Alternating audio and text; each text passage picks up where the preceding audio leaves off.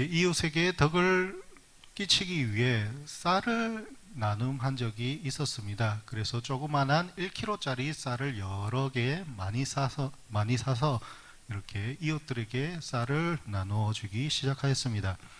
어느 날 한 남성분이 교회가 쌀을 나눔한다는 말을 듣고 교회로 찾아왔습니다.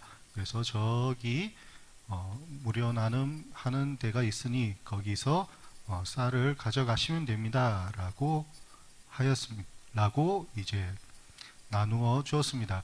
그래서 분명히 내가 잘 받아갑니다. 라고 가는데 올라가서 세어보니 숫자가 줄어들지 않았습니다. 그대로 있었습니다. 분명히 가져갔다고 잘 가져간다고 인사하고 갔는데 왜 숫자가 줄지 않았는가 해서 보니 그 1kg짜리 쌀을 가져간 것이 아니라 그 옆에 우리 먹을 걸로 놔두었던 식사용으로 사두었던 20kg짜리 쌀을 들고 간 것입니다. 그래서 부랴부랴 이제 그것이 아니라 옆에 있는 1kg짜리 쌀을 들고 가셔야 됩니다 라고 하니 이제 그 남성분이 무겁게 힘들게 지고 갔던 그 쌀가마니를 다시 들고 오는 모습을 볼 수가 있었습니다. 그래서 그분이 어떤 악의가 있었던 거나 아니면 모든 나쁜 마음이 있었던 것은 아니었을 것입니다. 하지만 어떻습니까? 1kg짜리 쌀은 굉장히 작고 별로 잘 보이지도 않는데 옆에 20kg짜리 쌀이 있으니까 나눔한다고 했으니 이건갑다 싶어서 들고 갔던 것일 것입니다. 자, 이처럼 우리가 어떤 부분에 있어서 욕심을 가지게 된다면 우리의 시야가 좁아지고 우리의 마음도 어디 둘 곳이 없어지게 되는 이런 당황스러운 상황을 맞게 됩니다. 그래서 사도 바울은 내가 이르노니 너희는 성령을 따라 행하라 그리하면 육체의 욕심을 이루지 아니하리라 라고 하였습니다. 우리는 성령이 이끄는 삶을 살아야 합니다. 우리가 이 세상을 살아가면서도 우리가 육신의 소욕과 내 자신의 탐욕대로 살아간다면 그것은 우리가 성령에 따라 이끄는 삶이 아니라 우리가 내 욕심과 내 마음대로 살아가는 삶이 되고 말 것입니다. 하지만 어떻습니까? 우리가 20평짜리 집에 있다가 30평으로 이사하게 된다면 그 집이 정말로 넓어 보이고 정말로 행복한 삶을 영위할 수 있을 것 같습니다. 그런데 한두 달쯤 살아보면 어떻습니까? 이 집도 내 삶에 익숙해져서 넓은지 안 넓은지 이해하지 못하게 되더라 말입니다. 그런데 30평에 있다가 20평짜리 집으로 이사를 하게 되면 어떻습니까? 이것이 정말 좁았구나. 내가 이 가구를 놔둘 데가 없고 여기에 생활 패턴이 꼬이게 되면서 굉장히 큰 불편함을 끼치게 된다는 사실입니다.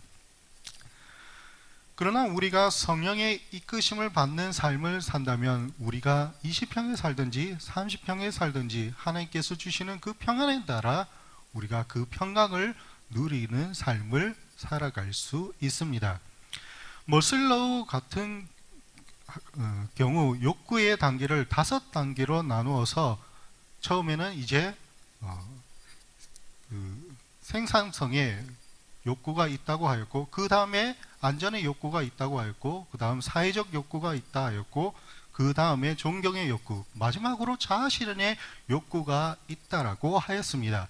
그래서 이 욕구의 단계도 점차 단계를 밟아가야지만 우리가 진정한 자아실현을 이룰 수 있다라고 이야기하였습니다. 내가 먹고 살기가 급한데 내 자아가 어떻고 내 삶이 어떠는지 그것이 무엇이 중요하냐, 내가 안전이 보장받지 않는데 내가 사회적으로 존경을 받고 그에 따른 명예와 지위를 누리는 게 무엇이 중요하냐, 이렇게 생각하였습니다. 하지만 우리 그리스도인은 무엇입니까? 세상에 이러한 욕구가 많은 단계를 거치고 있고 수많은 발달 단계를 거치지만 우리는 그 가운데에서도 가장 높은 나의 자아를 하나님 앞에 올려 보내야 된다라는 사실입니다.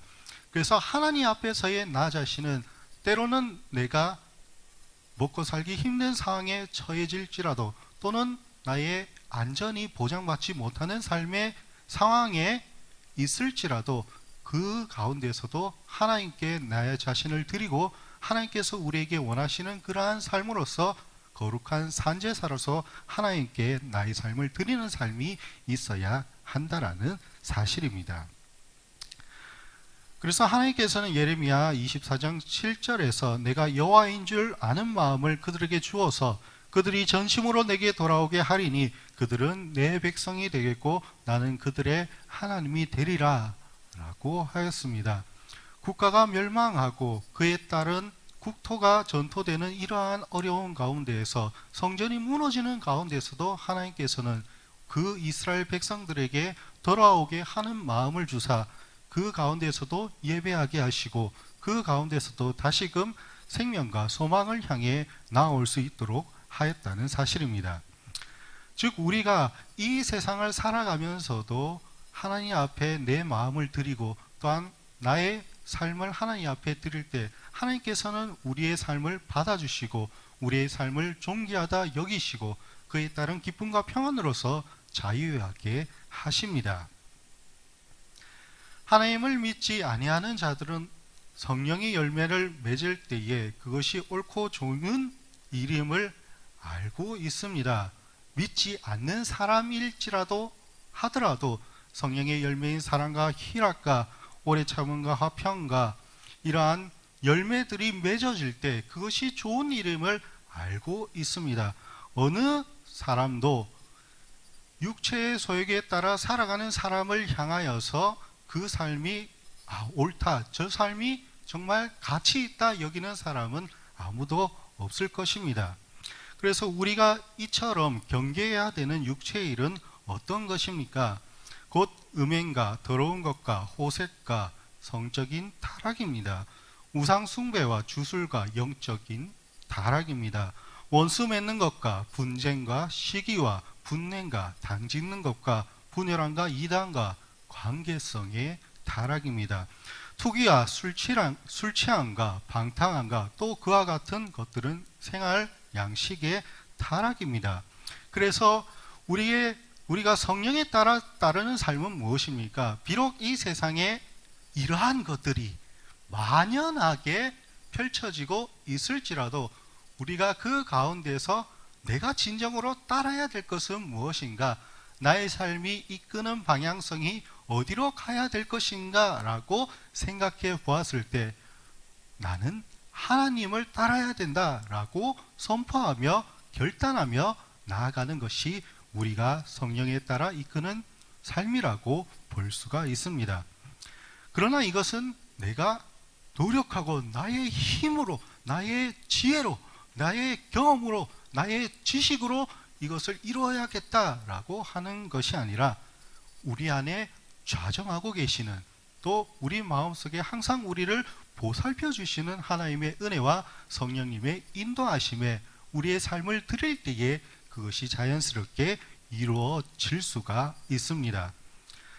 그래서 세상 사람들이 이러한 육체의 소욕에 따라 살아가는 것을 당연히 여기고 또 이 가운데서 그것을 추구하지 않는 사람들에게 대하여 비방의 목소리를 높일지라도 우리가 맺어야 되는 것은 육체의 열매를 맺는 것이 아니라 성령의 열매를 맺는 삶으로 함께 나아가야 하는 것입니다.